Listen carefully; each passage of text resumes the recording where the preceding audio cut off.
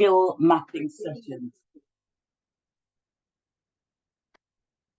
These skill mapping sessions, this is the first of many to come. And just to tell you a little bit about the context behind this. So basically, since the start of the year, Bond and its safeguarding steering group have worked with small organisations to hear about the challenges that they face in relation to safeguarding. So as a result, we have developed a series of 1 hour skills mapping sessions. This one is the first, and the theme is around embedding a safeguarding culture within an organisation. The others that will follow later on during the year and into the next year are developing learning that works, tailoring training that is the right fit for your organisation. Another is the safeguarding practitioners' emotional well-being. Another is how to convert what organisations are already doing on safeguarding into written compliance. And the last of these sessions is being incident ready. What do you need? So each of these sessions will be hosted by a member of the safeguarding steering group at Bond and will be supported by a subject matter expert. And it's an opportunity for people to learn from each other and also to ask questions. So we begin. I will introduce you to Graham, who is from Bond. My name is Mandy Jones and from Save the Children. And our speaker is Anita Williams today. So a little bit about Anita. Anita is a human rights lawyer and international safeguarding consultant. She's the founder of the founder and executive director of Bridging Wells Consulting Limited, and has had the privilege of working with many international NGOs. She's worked for the private sector and research academies across the globe. So providing training, supporting organizations to strengthen their safeguarding organizational policies, procedures, and practice. She is also accredited PSEAH investigator and trainer with the CHS Alliance, and until recently with Bond. She's also the lead consultant and the author of 3 Open University courses on safeguarding. So these are massive open online courses which are free. She will now be sharing her knowledge and experience in the subject of developing a safe and accountable safeguarding culture within organizations. So Anita, my pleasure, over to you. Thank you, Mandy. Hello, everyone. Good afternoon. It's a real pleasure to be with you. I hope wherever you may be that you are well and you are safe. We are certainly seeing some unprecedented times currently. So it's a real pleasure to be with you, as I said this afternoon. We are talking about establishing a safe and accountable organizational culture. Not an easy topic, but certainly one that is timely to address some of the issues that we're seeing currently in the international development and humanitarian sector. So on the agenda today, we're just going to look at what do we mean by organizational culture? What are some of the myths and assumptions regarding setting organizational culture? I mean, whose responsibility is it to set culture? Something around a governance role, so those on the board, some practical steps that we can take as in whatever role that we are, whether we're staff or leaders, and then what exists currently in terms of tools and resources to get the conversation going.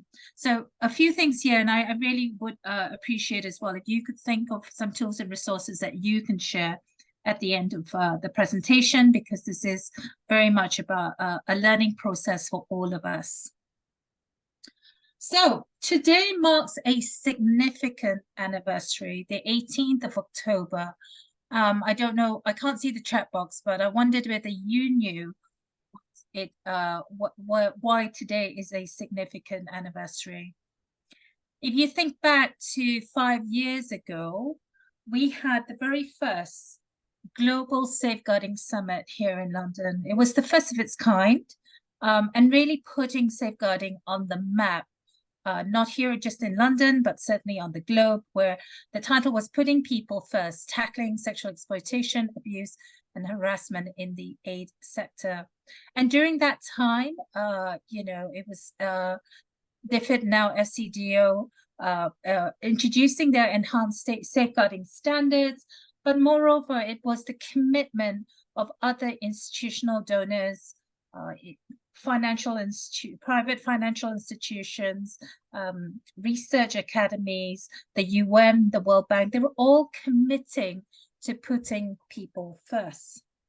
And we are also familiar, for those of you who do receive funding, or you are familiar with the enhanced due diligence standards, of the 6 core principles or 6 core pillars around these standards. So standard setting really has been the forefront of everyone's mind in the last 5 years. And this really has been the blueprint of safeguarding. So I just want to keep that in mind at the background as we talk through about, well, how is this going to be helpful in setting a safe and accountable culture in organizations? Firstly, what do we mean by organizational culture? Well, it can be manifold. So often it's described as the personality of that organization, the way we do things around here. It encompasses the underlying values, beliefs, and codes of practice that make an organization what it is. And no two organizations are the same, unless, of course, they're part of a wider membership organization. But even then, organizations don't behave in similar ways. They could be different purely because of the people in it. So it can be seen through people's behavior, language, customs, rules, group interactions, and habits. And organizational cultures obviously do differ, even though they may be, in the same city or in the same country. What's important is when we're examining organizational culture, we need to know that this is pivotal to safeguarding. So how organizations treat their staff and representatives and associated personnel is very reflective on how then we treat those we seek to support and we seek to help. So really important to think about that. So unfortunately, 5 years on from the Global Summit, safeguarding is still not seen as a pivotal organizational risk. Far too often, we find that, there's an emphasis on certain areas, so maybe programs or HR processes, and not thinking through a more comprehensive way on how we can include a safeguarding lens or use a safeguarding lens when we're talking about setting an organizational culture. Now, we know, for those of you who have been in safeguarding for a while, abuse occurs due to the misuse of positions, power, authority, or trust given to our staff or representatives or personnel. Now, we all have some form of power. You may not think that, but the fact remains is, as somebody who is working in the development sector, we have access to resources, we have access to things that others may need. And so we'd all have some form of power, which is why safeguarding needs to cut across everything the organization does. So whether that's recruitment and HR processes, how we use visuals and personal information, security and safety, a safeguarding issue can become a security and safety issue. Whistleblowing, again, a key area that came up at the Global Summit. You will remember, not just protecting those whistleblowers, but actually listening and taking into account and ensuring we're using a survivor-centered approach. More and more as an investigator, I've been asked to investigate bullying and harassment within the workspace, including sexual harassment. Certainly abuse and exploitation continues to happen. Codes of conduct have been developed, but not really become bespoke to the organization and what it does. So often I see, a code of conduct on how to work with children when actually the organization doesn't work with children. Risk management processes haven't really taken into account safeguarding risks, procurement of suppliers and contractors, and the big area about working with partner organizations. Do they understand their roles and responsibilities around safeguarding, keeping people safe? And is that, has that been incorporated into partnership agreements and contracts? And then we're all talking about supporting the well-being of children, adults, but let's not forget the support and well-being of our own staff and those who are representing us as well, moving towards a more survivor-centered approach and a trauma-informed approach. So there are many myths and assumptions of developing a safeguarding culture, and here are some I've heard over the past few years. The first one is, well, so long as we satisfy donor requirements, we're fine. So I call this the basic minimum rule. Organizations are like, yep, tick that box. We've got the policy. Thank you. We've got the procedure. Thank you. That's it. We're good to go. Unfortunately, of course, just satisfying donor requirements is not sufficient. We haven't had any reported cases, so we're okay. This is a real myth and assumption, because if you haven't had any reported cases or concerns, I'm afraid either your reporting mechanism is unknown or non-accessible, or people don't trust it. So really thinking through, are you really okay? We set the rules for our staff, but we can't be expected to follow them.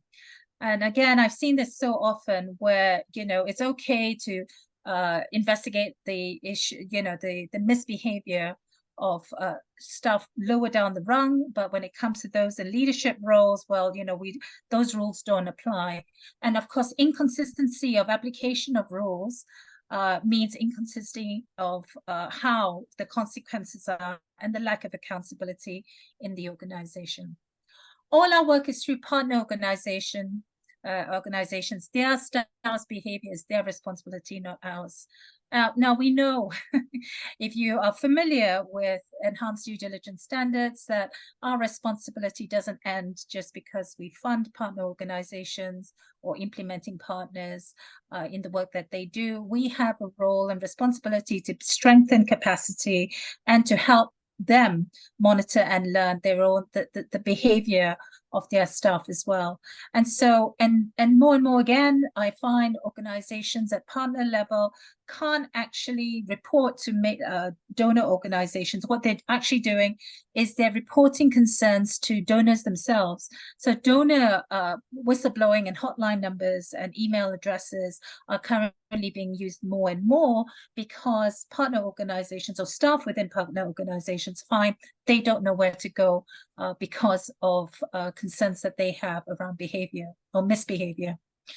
We don't work with children, so we don't need a safeguarding policy. Another fallacy that I find, really something that, we're all right, we've got what we need to have, and so we don't need a safeguarding policy. And we know a safeguarding policy is not just mandatory, it's a real requirement.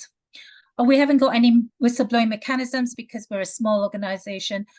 The size of the organization actually doesn't really matter. It is about addressing concerns as and when they arise, but also thinking through how could we have prevented those concerns from arising in the first place? What do we need to put in place so that we can become a more robust, small, and flexible organization?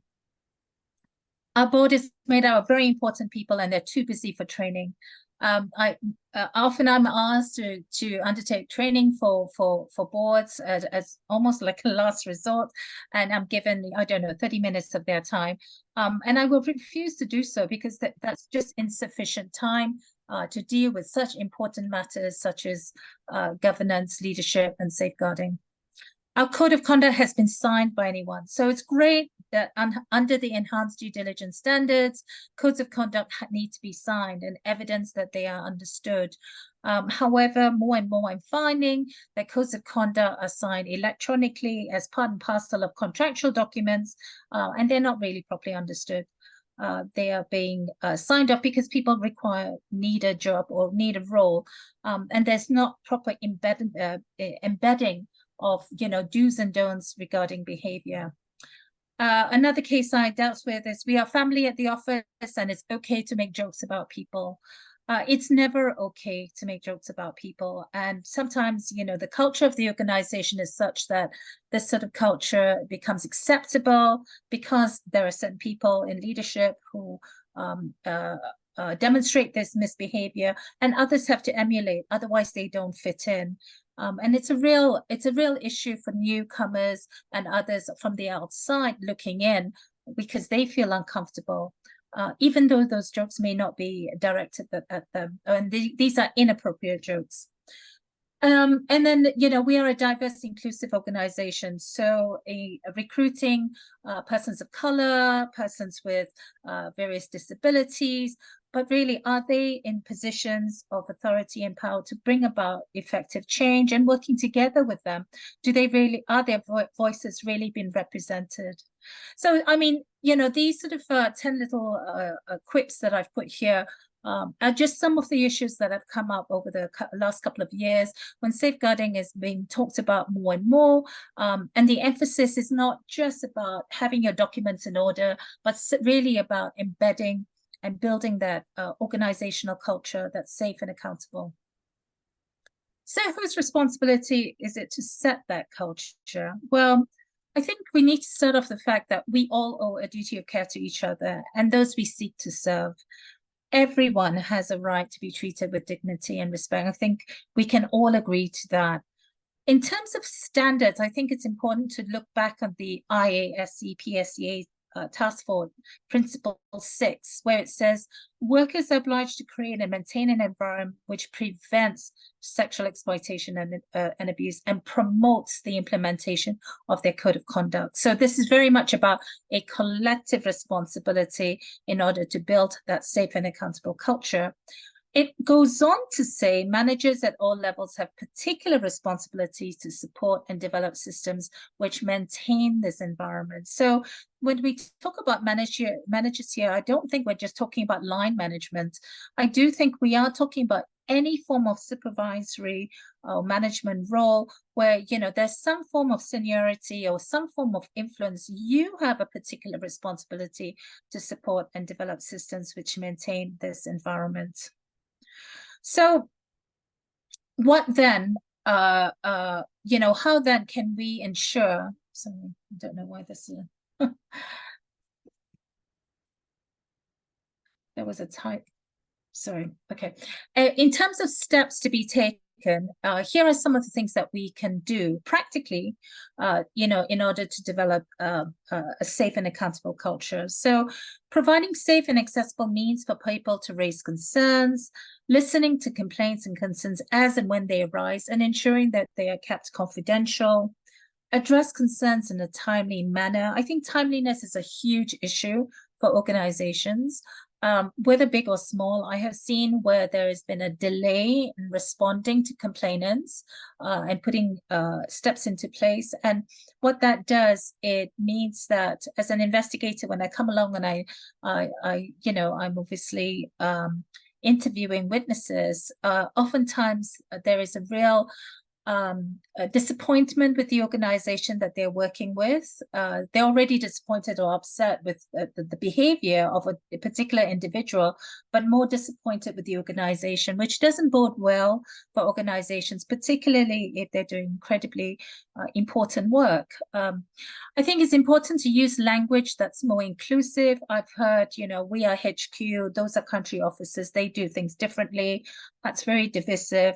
There's very much us and them type of attitude as well.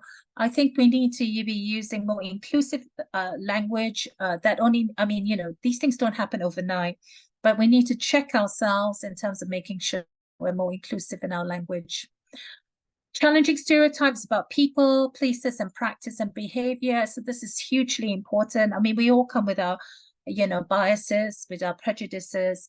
Challenging in a respectful manner, I think is hugely important. It's part and parcel of having that open, accountable conversation, and then really addressing, some matters such as microaggression, which again, I see more and more as well. Improve representation in positions of authority. I mean, I think if we are talking about working with those in need, or whatever word that you want to use, people's affected by conflict or disasters, or or those in poverty, really important to make sure that we're not labeling, but also ensuring that there's some form of representation so that their voices are heard in the work that we're doing and the activities we're carrying out. Really important to equip and train those in leadership and governance roles to carry out their roles effectively. I find more and more, people are being appointed and promoted to management or leadership roles. They may be doing their job really well, but that doesn't necessarily mean that they have the skills in order to ensure, that they're working at their jobs effectively, and particularly when it comes to support and well-being of their staff. Putting in place accountability mechanisms and monitor effectiveness. So complaints mechanisms are there's been a huge range of those.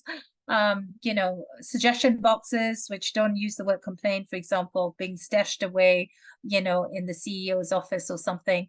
No one's going to be putting anything in there, for example. So, what are the accountability mechanisms? Having a variety of those and ensuring that you have 2 or 3 trusted individuals who will be monitoring what comes in and ensuring you're then fielding those responses in order to go and to the right people in order for next steps, and ensuring that confidentiality is kept as well. That's so hugely important. Being survivor-centered, so ensuring decisions that are being taken survivor-centered in their approach. So what are the best interests of the survivor, and trauma-informed in our approach as well, ensuring that when we're interviewing, I have interviewed witnesses before where they have told me, do you know, you're the 5th person to talk to me. I'm quite fed up by now. So, ensuring that we're not re-traumatizing witnesses, and this doesn't necessarily have to be just survivors, just other witnesses who can support the investigations, for example, that we are ensuring that they are not telling their story several times. So to the point that when it comes to the actual investigation process, that, they're quite tired, they're quite fed up, and they're uncooperative, which is hugely disappointing.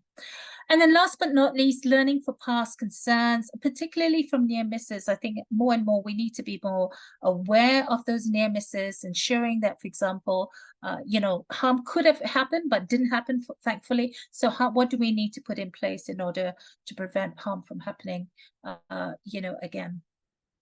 So a little role then as well. A quick note about the responsibility of trustees or the board of trustees, board members. So obviously here in the UK, if an organization is a registered charity, they do require a board. Often the board is made out of volunteers. And, it's so important to ensure that we have a purpose-driven, diverse board, again, that represents the work that we're doing, but also that they understand the importance of safeguarding. So under the Charity Commission guidance here in England and Wales, as well as Scotland, safeguarding should be a key governance priority for all charities. What that means is board members should take all reasonable steps to protect all those who come into contact with those who represent the organization from harm. So it's not about some reasonable steps, it's about all reasonable steps. And that's important to take into account. So they should be equipped to ask the right questions from operations and leadership. They should satisfy themselves that all reasonable steps are being taken. And if not, why not? And what is it that needs to happen? And have a plan in place on how you can reduce harm and address it when it does happen. Again, under the Charity Commission regulations, there are 10 key actions for boards to take. So here are some of them. At the end of the presentation, there is a slide where you can click on a link which accesses this to 10 key areas. And you will see that it's so important to ensure that safeguarding is at risk management processes, but also that they are leading by example. In terms of their behavior, leadership is leading by example, so that others are emulating that behavior as well.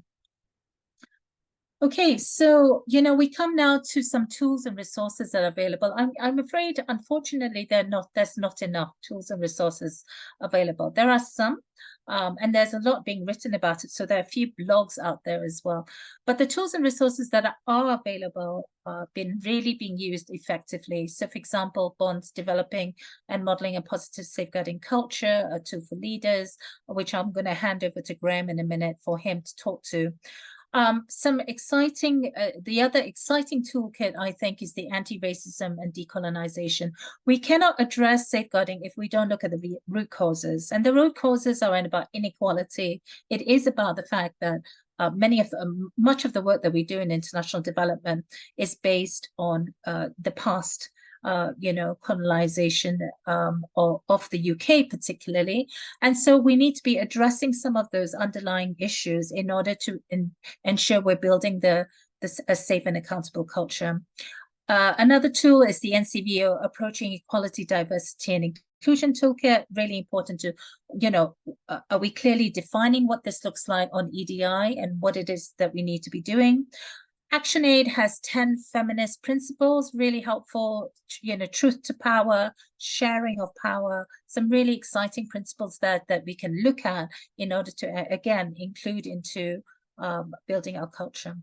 If you require some training, as Mandy mentioned, I led on the Open University MOOC, and MOOC 3 is on leadership in safeguarding in the international aid sector. So there are some good training tools in there as well, and a way to approach these subjects by asking the right questions. How do we develop a purpose-driven board, for example? How do we ensure that people understand their governance role, their leadership role, and how can we ensure that we're all working together in order to develop that much-needed culture? The 10 actions for boards, as you saw the previous slide, is also on that link. And last but not least, again, we go back to the good old blueprint of 5 years ago when FCDO issued their enhanced due diligence standards. Not a huge amount on culture in there, but certainly a huge amount on leadership and governance roles in there as well. So I'm going to pause here, and what we're going to do is we're going to hand over to Graham. Go ahead, Graham. Thank you very much, Anita. Wouldn't be a Bond event without a shameless safeguarding resource plug. So we have 3 great resources at Bond that we use the most. The first being our safeguarding policy templates. I'm not going to talk about that one too much today because we're talking about culture. So the second being the developing and modelling a positive safeguarding culture resource, and the third being understanding effective safeguarding culture resource.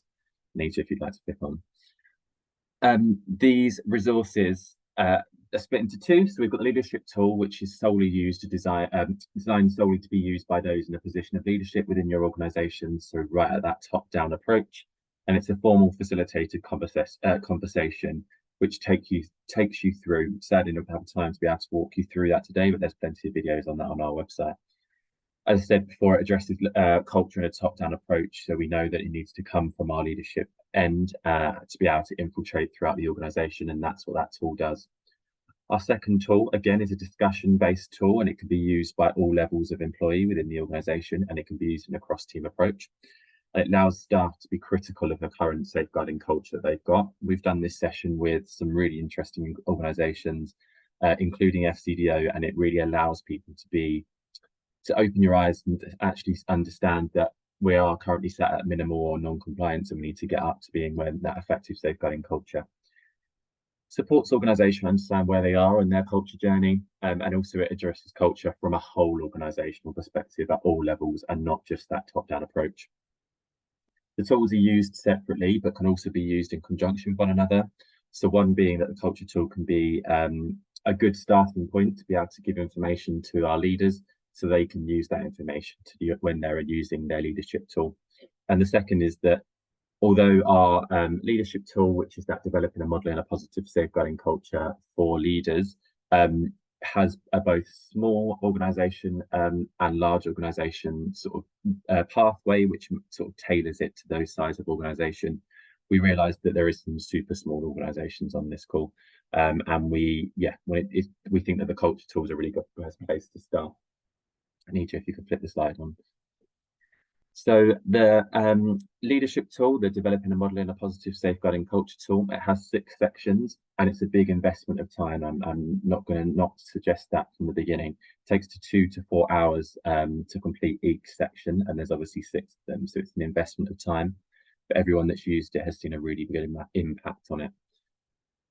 At the end of each section, it can tailors a action plan, which comes out completely unbranded for you to be able to put your branding on so that your organization can own it. And also something to note is that the tool is completed through our Bond website, but it's outside of our membership zone, so therefore Bond doesn't get any of the data that you input into that tool.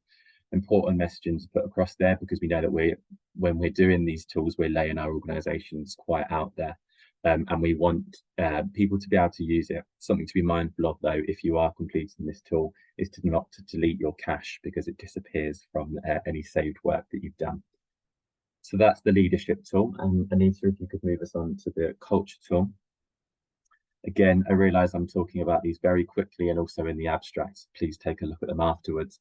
Again, it's a resource that's available on the Bond website, and it is again split into 6 sections, and it's in 3 columns. So non-compliance, minimal compliance, and then an effective safeguarding culture.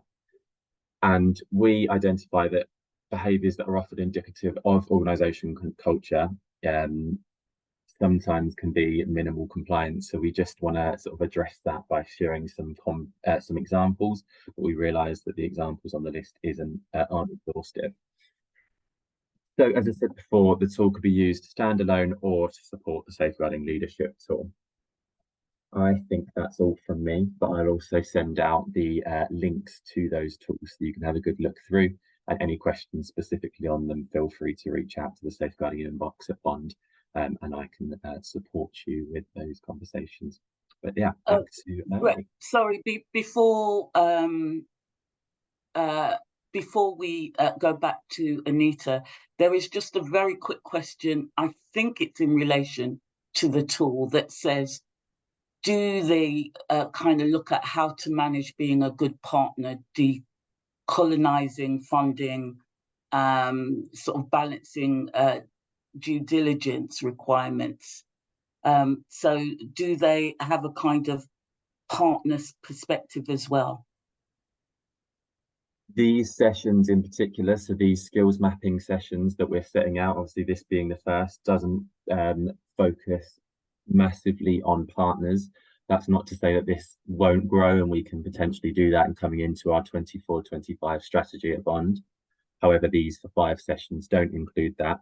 However, we do have an event on Friday which talks all about our new case studies, which are around decolonizing and all around due diligence assessment, FCDO's due diligence assessment, and how we can do that in a localized approach. So I will drop you an email about that separately, if that's okay. Annie? Okay. Thank you very much for that, Graham. Back to you, Anita. Thanks, Mandy. I think we've got some time now for Q&A and reflections. Okay, so one of the questions that was posted was around, you talked about challenging stereotypes, and also mentioned microaggressions.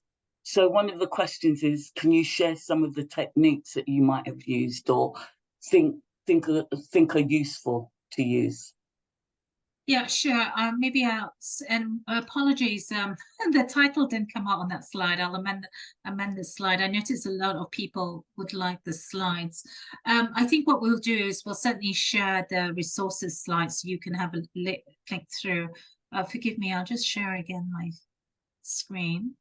Okay, so in terms of steps to take, I'll just share that.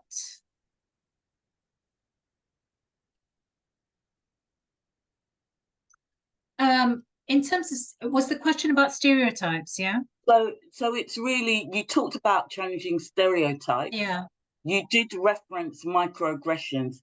The question is, can you share some techniques that you might use when you're talking about challenging microaggressions, stereotypes, what have you? Yeah. So I think the point I was trying to make is that we all come with our biases and prejudices, depending on, certainly our backgrounds, where we worked before, for example. And I think, the myths and assumptions here is we do sometimes tend to stereotype, people, places, practice and behavior accorded to certain people and places.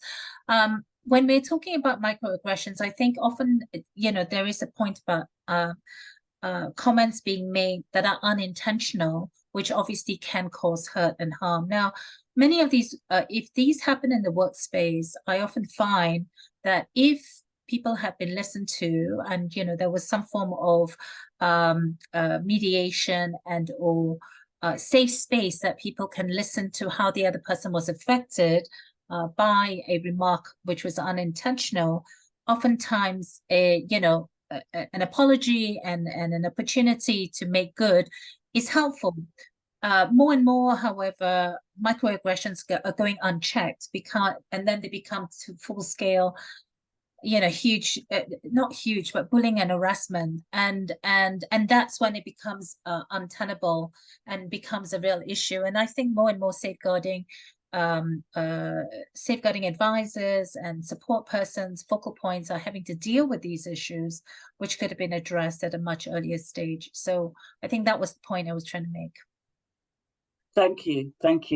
Another question is, but I think Graham has also provided some materials to address this, but it was around thinking about inclusive language and, what might that look like? And as I've said, Graham has put some resources in the chat box, but oh, great. Okay, that's helpful.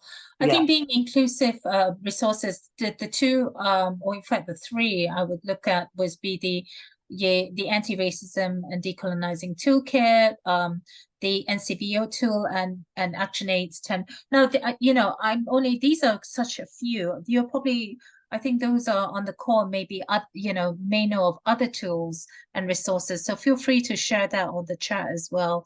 Because as I said, this is a continuous journey. We've moved quite a bit 5 years on from the Global Summit, but there's still work to be done. And also, I think I'm often seeing some of these kind of inclusive language glossaries as well that kind of come up. So language is important. Hugely important. Hugely important. And I guess in terms of dealing with microaggressions, I think there's two bits in regards to as yourself in terms of identity, but also I think microaggressions in terms of the people, the communities that we work with. And I think in terms of the communities that we work with, the people, that we work with, those who are engaging in our programs, I think it's also about learning. I think it's also about engaging with communities and really understanding from their lens what it's like to be in their shoes. Absolutely, yeah.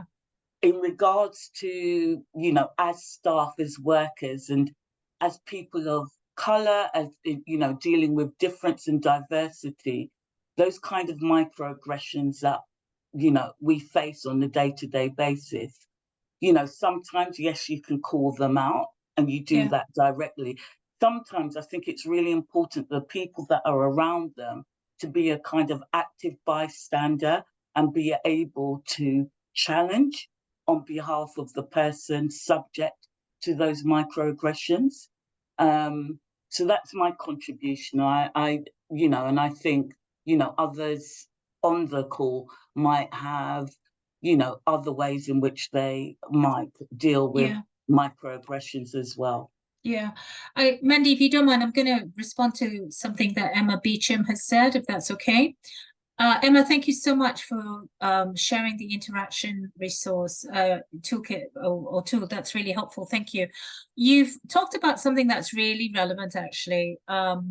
You related the point that anti-racism and decolonization groups in Wales see safeguarding as something that they are required to push down, you know, and leaving them to it as they inform us, opposite to Charity Commission guidance on partnership. I think it's a really important point. You know, as we talk about decolonization, how is it, as we, you know, if you're sitting in an NGO in the UK, for example, how can we then impose our safeguarding rules on partners? I don't see it as an imposition. I see it as strengthening their capacity to keep people safe. And it's about working in partnership with them in order to do so. Obviously, as an international INGO receiving UK funding, you have you know, accountability to your donors, to the public, to the Charity Commission. So I know we use the word compliance a lot, but I don't see this as compliance. Every time I train organizations in the Global South, and I travel quite a lot for my work, they receive this information with eyes open. They are so appreciated because actually what they didn't know that they could be intentionally or unintentionally causing harm. And when they do hear of harm, particularly sexual exploitation, abuse, or sexual harassment, they feel ill-equipped to deal with it. So I see this as a partnership. So ensuring that not only contractually you have that in your partnership, but you're walking the journey with your partners in order to strengthen them. And who are we, as you say? You know, we haven't got it right in organizations in the UK or Europe at large. I do see this, however, as we haven't got this right here, but we want you to learn from our mistakes and walking that and accompanying them on that journey. So I hope that's helpful. Thank you for your question.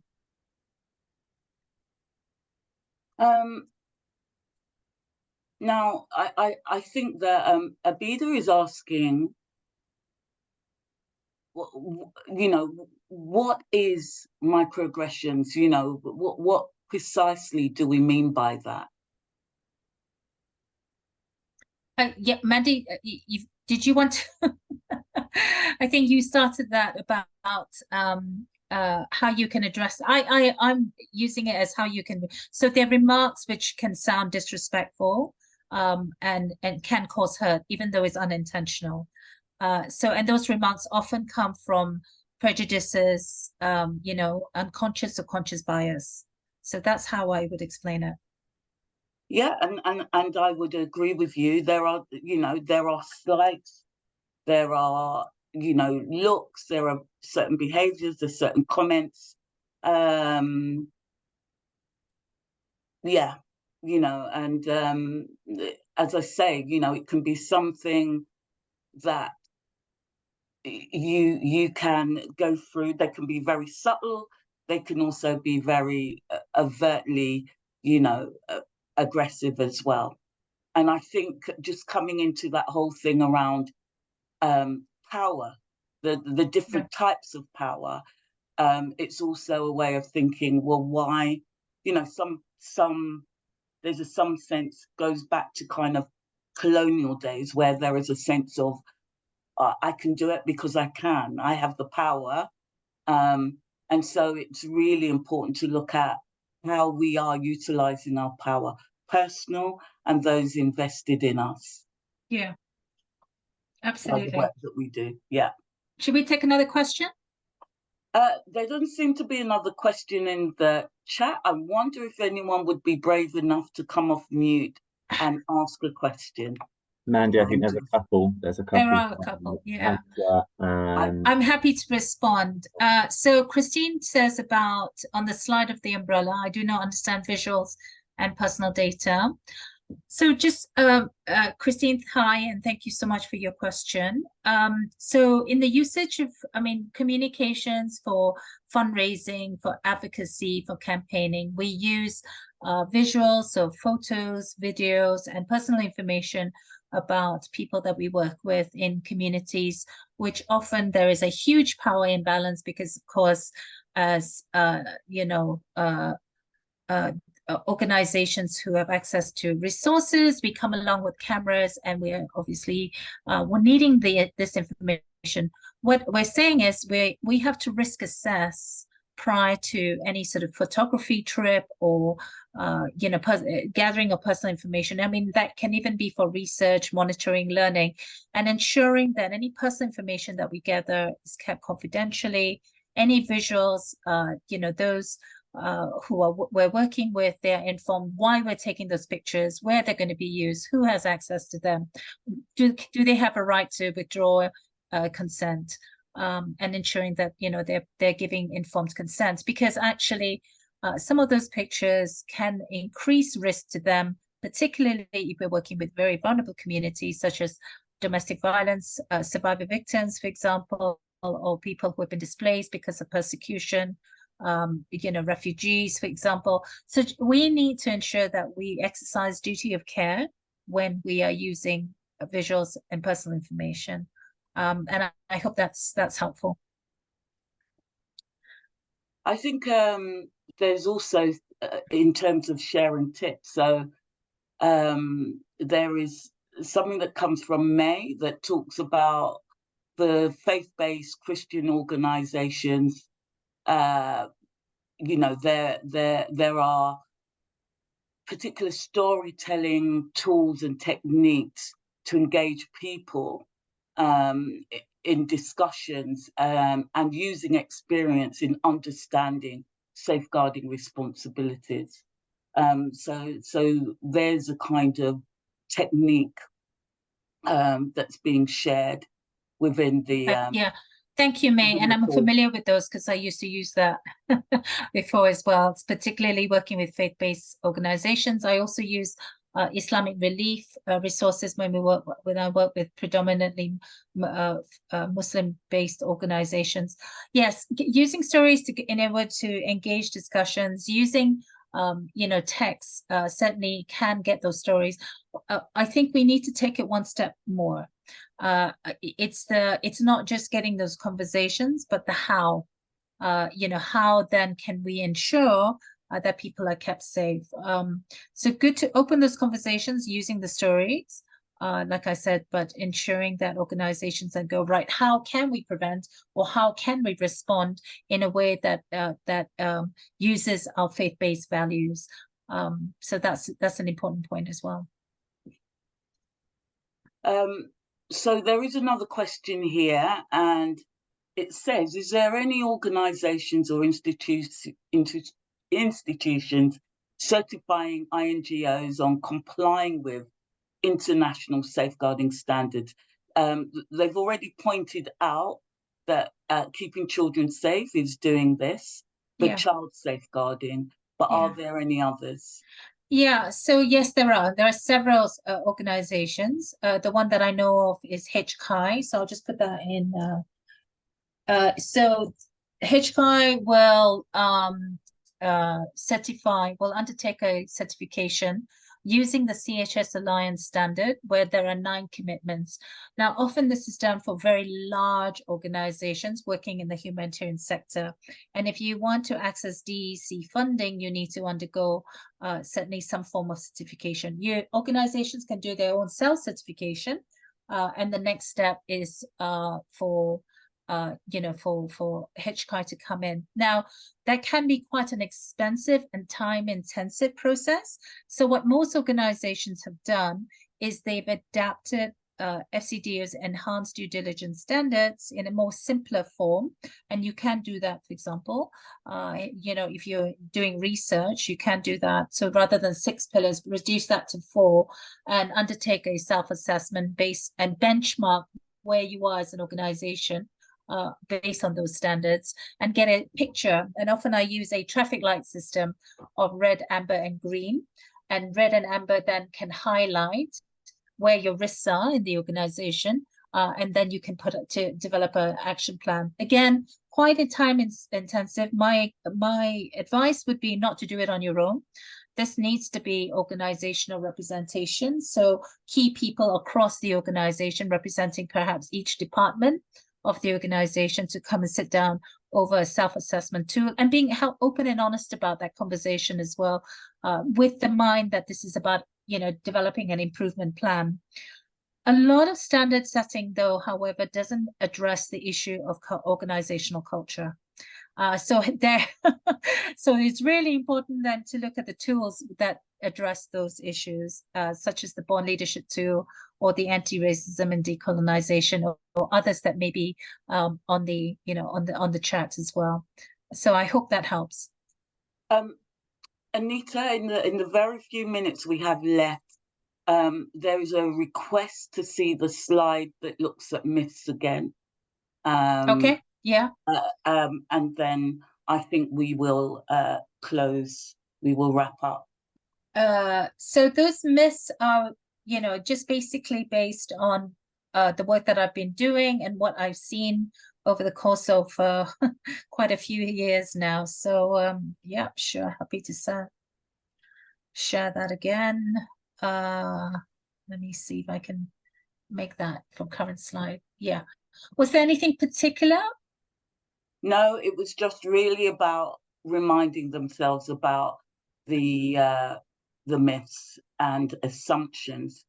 And I guess these are things that not only yourself that you've come across, I've certainly come across a lot of these.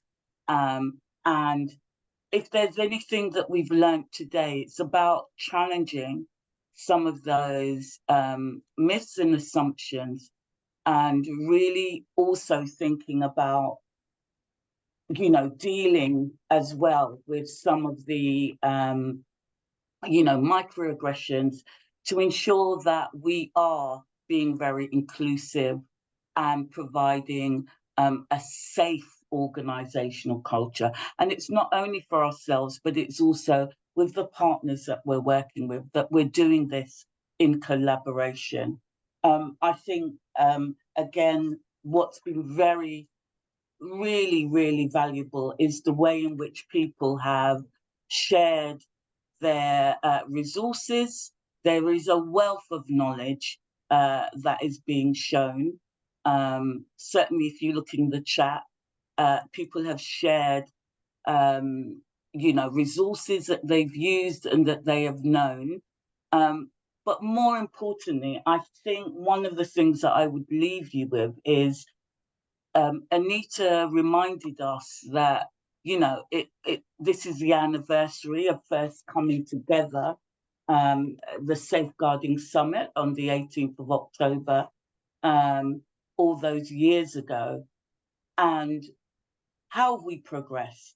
5 years on, is safeguarding seen as an organizational risk within your respective organizations?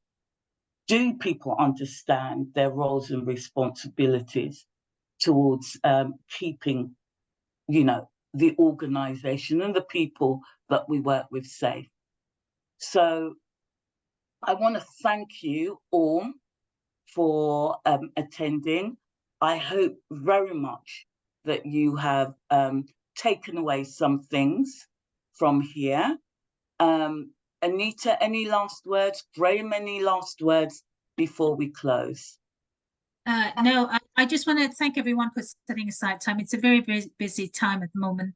I just want to also say that, find allies within the organization or even outside the organization to get these conversations going. It can be quite if you are a safeguarding focal point or lead for your organization, it can be quite an isolationist type of job. I've been there. I know what that feels like. So just really important to find allies within your workspace to promote these conversations, so that you're not sidelined in any way. You're being supported in your role. And the importance, of course, is to ensure that leadership and the board are appraised of these issues, because they are in positions of power in order to to bring about that much needed change. So yeah, the very best of luck in the work that you do. Thank you. Thank you. And may I remind you that we do have some more of these, these skills mapping sessions. I want to remind you that there is a poll that's come up right now. If you can complete it, that certainly will help us in regards to looking at impact of these sessions. So thank you very much. Do remember to fill the poll in. And yes, you get 2 or 3 minutes back. Thank you all. Thanks, Keep an eye Maddie. for an email from me with everything from today's session. All the best. Bye-bye.